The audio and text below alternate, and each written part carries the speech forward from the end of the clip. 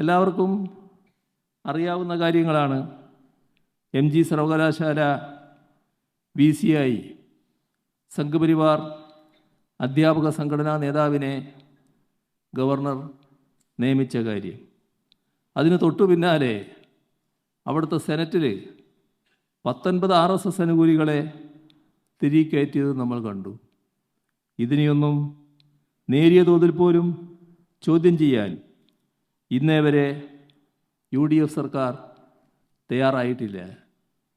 അനുകൂലിക്കുന്ന നിലയാണ് UDF സർക്കാരിൻ്റെ ഭാഗത്ത് നിന്ന് കാണാൻ കഴിയുന്നത്.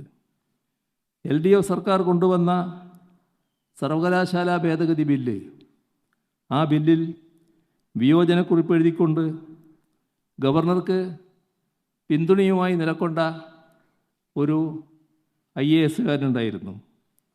അദ്ദേഹത്തെ തന്നെ ഇപ്പോൾ UDF സർക്കാർ ഉന്നത വിദ്യാഭ്യാസ വകുപ്പിൻ്റെ തലപ്പത്ത് നിയമിച്ചിരിക്കുന്നു.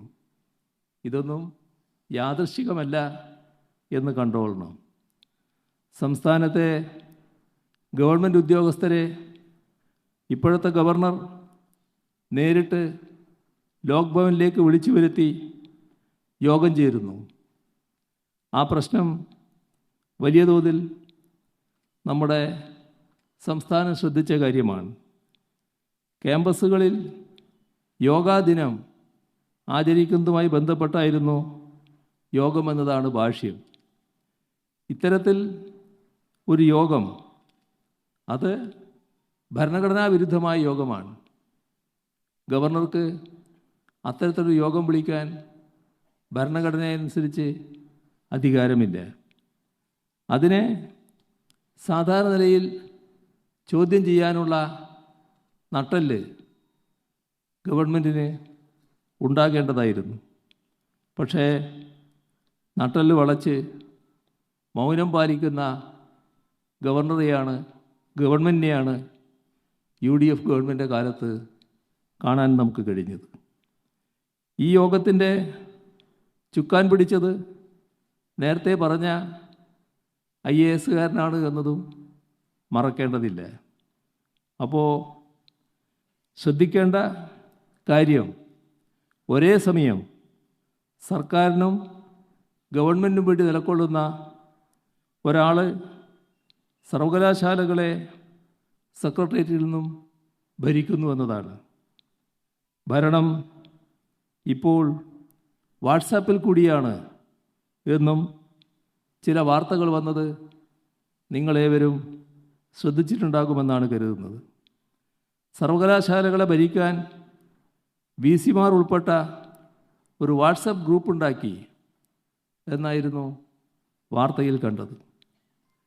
ഉന്നത വിദ്യാഭ്യാസ മേഖലയിൽ ഗവർണറുടെ ഓഫീസിനെ ഉപയോഗിച്ചുകൊണ്ട് കേന്ദ്ര സർക്കാർ നടപ്പാക്കുന്നത് കൃത്യമായ സംഘപരിവാർ അജണ്ടയാണ്.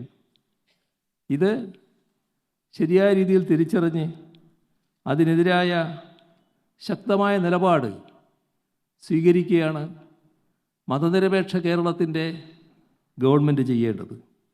പക്ഷേ അതിനു പകരം ആ നീക്കത്തിന്, സംഘപരിവാർ നീക്കത്തിന് എല്ലാ ഒത്താശയും UDF സർക്കാർ ചെയ്യുകയാണ്. സേവ് യൂണിവേഴ്സിറ്റി ക്യാമ്പയിൻ കമ്മിറ്റി എന്ന പേരിൽ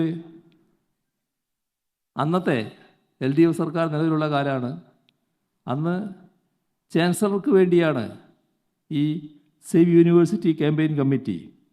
അങ്ങനെ ഒരു ചാൻസലർ വിലാസം കറക്ക് കമ്പനിയായിട്ട് പ്രവർത്തിക്കുകയായിരുന്നു. അതുമായി നടന്ന ഒരാളെയാണ് UDF സർക്കാർ കേരള സർവകലാശാലയുടെ സിൻഡിക്കേറ്റ് അംഗമായി നിയമിച്ചത് എന്നതും ഇവിടെ കാണേണ്ട കാര്യമാണ്. കേരളത്തിൻ്റെ ഉന്നത വിദ്യാഭ്യാസ മേഖലയാകെ RSSൻ്റെ കൂത്തരങ്ങായി മാറ്റാൻ ചാൻസലറുടെ അച്ചാരം വാങ്ങി പ്രവർത്തിച്ച വ്യക്തിയെ കേരള സർവകലാശാലയുടെ പരമോന്നത സമിതിയിൽ കുടിയിരുത്തുന്നതിലൂടെ UDF സർക്കാർ നൽകുന്ന സന്ദേശം എന്താണ്?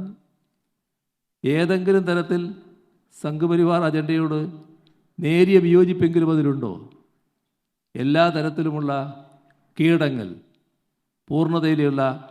പൂർണ്ണമായ കീടങ്ങൾ ആ തരത്തിലേക്ക് എത്തുകയാണ്.